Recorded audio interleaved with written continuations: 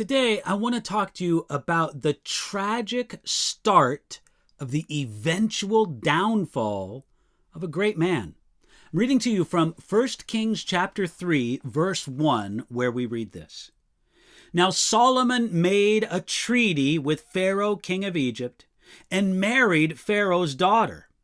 Then he brought her to the city of David until he had finished building his own house and the house of the Lord and the wall all around Jerusalem. We read here in 1 Kings chapter 3, verse 1, that Solomon made a treaty with Pharaoh, king of Egypt, and married Pharaoh's daughter. Marriage to fellow royalty was a common political strategy in the ancient world, and it continues to the modern age. It was not only because royalty wanted to marry other royalty, but it was also because conflict between nations were then avoided for the sake of family ties. Now, this was not Solomon's first marriage. 1 Kings chapter 14, verse 21 tells us that his son Rehoboam came to the throne when he was 41 years old.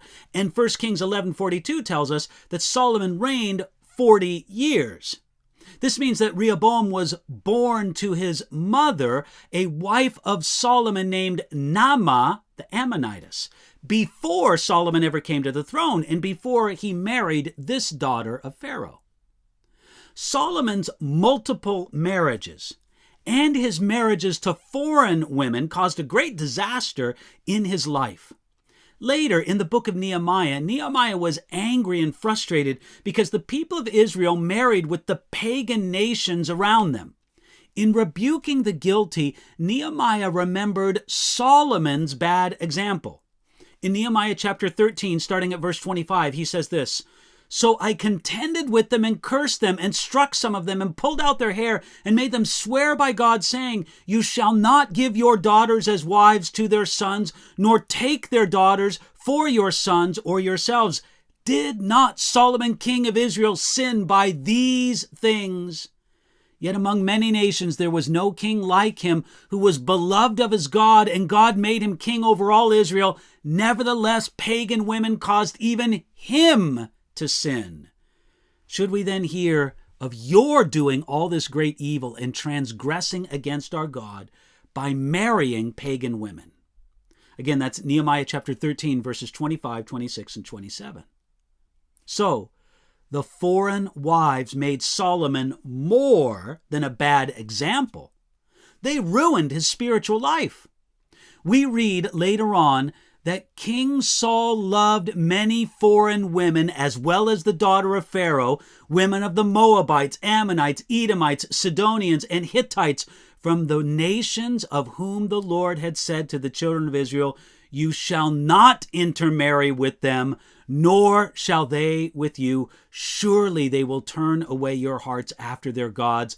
Nevertheless, Solomon clung to these in love, and he had 700 wives, princesses, and 300 concubines, and his wives turned away his heart.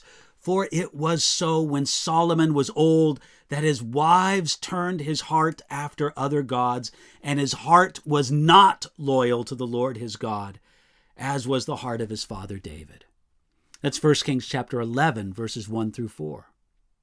Now, 1 Kings 11:4 says that this only happened when Solomon was old, but the pattern was set with his first marriage to the Egyptian princess. It perhaps made political sense, but it didn't make spiritual sense. These kind of arranged marriages were a common way to confirm international treaties in the ancient world, but this one was the beginning of Solomon's spiritual downfall.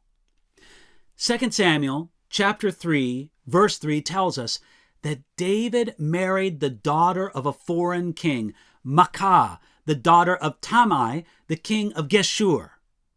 Marrying foreign women was not against the law of Moses if she became a convert to the God of Israel.